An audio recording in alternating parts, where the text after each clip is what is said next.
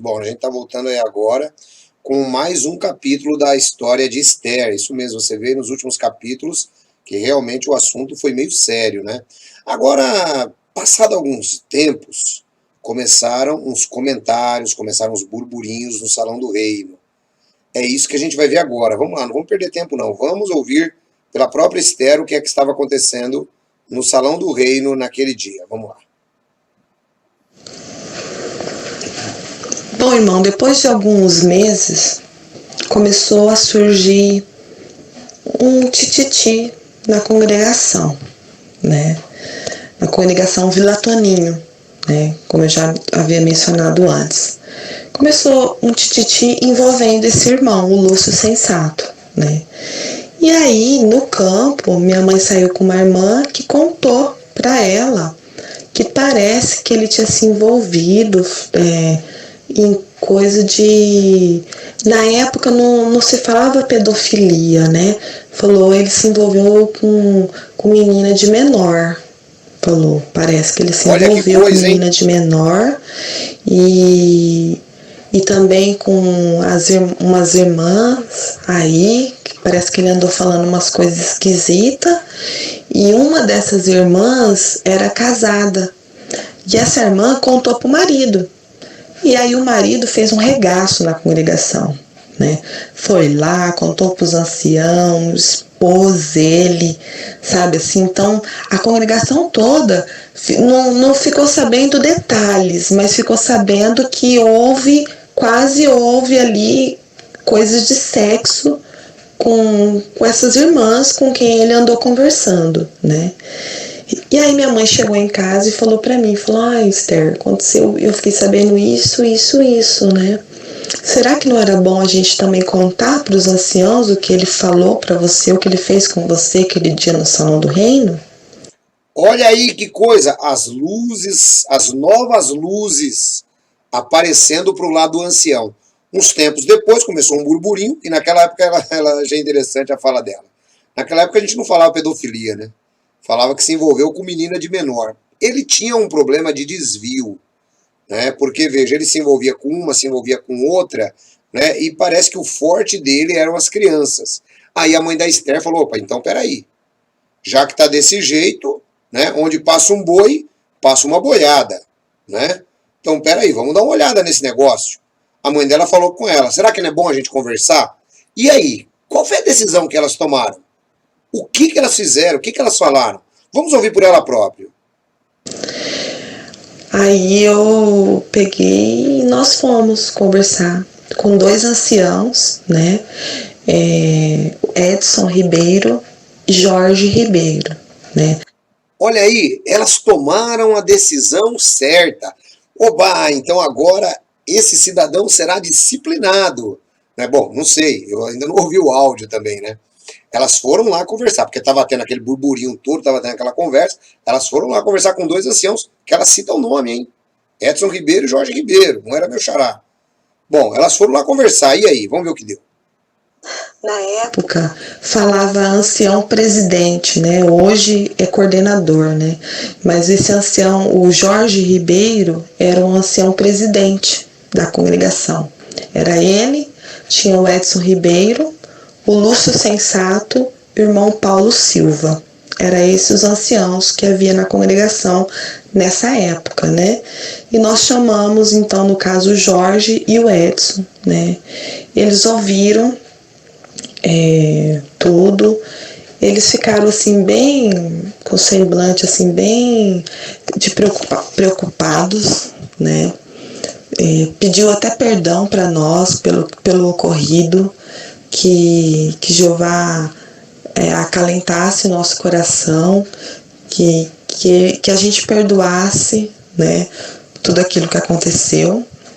Só que o interessante é que em nenhum momento eles falaram assim, olha, o que aconteceu é sério e deve ser denunciado para a polícia, ou isso daí é um caso muito sério, né, Betel vai tomar providências. Não, em nenhum momento eles disseram isso. Apenas falou para que a gente perdoasse, que a gente orasse para que Jeová acalentasse o nosso coração, o meu principalmente, né? E que a gente não comentasse com mais ninguém, porque eles estavam poupando a esposa do Lúcio Sensato, né? Então foi essa a resposta que os anciãos na época deram pra gente. Você entendeu agora por que a organização é um paraíso de pedófilos e é até hoje? Exatamente por causa disso. Olha, não comentem com mais ninguém. Esse assunto tinha que ter sido mais comentado. Esse assunto tinha que ser denunciado à polícia. Mas veja, é conforme eu sempre digo, é o modus operandi da organização. É o modus operandi da organização. Sempre, porque nós estamos poupando a esposa dele. Peraí, tudo bem. Vamos poupar a esposa dele, mas existe um problema aí de um cidadão que está solta, né, naquela época, se relacionando com crianças. Né? Perceba que interessante. Mas não acabou aqui não. Vamos ouvir o próximo áudio. Vamos ver.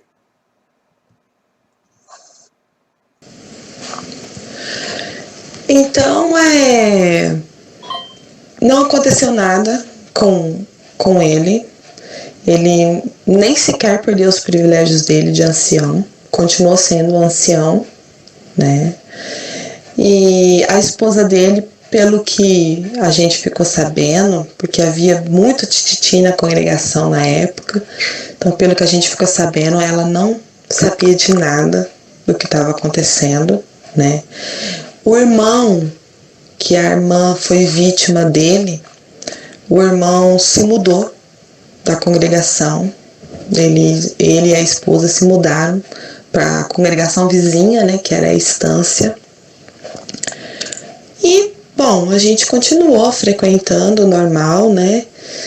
Mas eu não imaginava que isso que aconteceu fosse trazer um trauma para mim, né? Olha só que coisa. Bom, ela não imaginava, 12 anos, uma cena, né, que foi praticamente rápida. Pelo que ela fala, essa cena durou alguma coisa em torno de, no máximo, 1 hora. Mas trouxe um trauma para a vida de Esther. O ancião não perdeu os privilégios. Simplesmente, eles acharam que agir daquela maneira era a melhor forma. Ou seja, ele não perdeu os privilégios. Se ele tinha a tendência, porque pedofilia é uma doença. Pedofilia é uma doença. Pedofilia não é sem vergonhice. Não. Pedofilia não é sem vergonhice. Pedofilia é uma doença. O cara tem um distúrbio. Agora, quando os anciãos, que isso é o que vem acontecendo na organização há muitos anos. É por isso que o Geoffrey Jackson estava lá, na Corte Real Australiana, tentando explicar o que estava acontecendo. Né? Bom, a gente está chegando ao final deste capítulo. Aconteceu um trauma na vida de Esther. E ela tem pelo menos aqui mais uns 3 ou 4 áudios para a gente terminar essa novela. Qual é o trauma que se desenvolveu?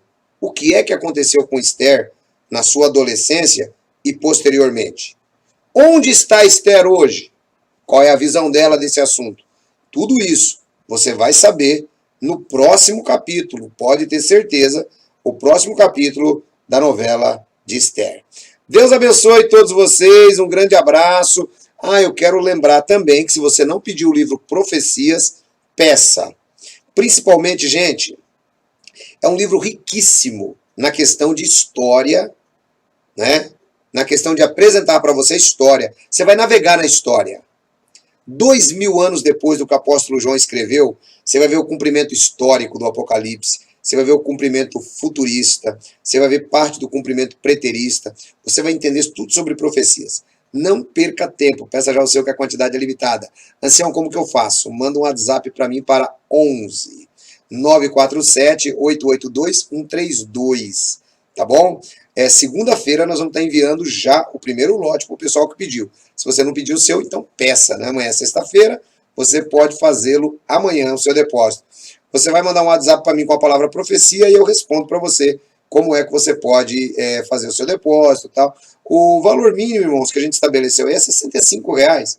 Por quê? Para pagar o correio. O livro é um livro pesado, tem quase 1 quilo. Né? O correio é caro. Então, tem que pagar o correio, tem que pagar o livro. Aí, claro, né, nós precisamos também tirar aí uma fatiazinha pequenininha para ajudar aqui no canal. É uma maneira de você colaborar, não é? Tem irmão que fala assim, eu só quero colaborar. Depois você me manda o livro se der. Mas eu tenho o prazer em mandar o livro para você. Tá bom? Deus abençoe vocês. O WhatsApp 11 947 882 132. Deus abençoe, fique na graça e na paz de nosso Senhor e Salvador Jesus. A gente volta. O trauma de Esther. Próximo capítulo.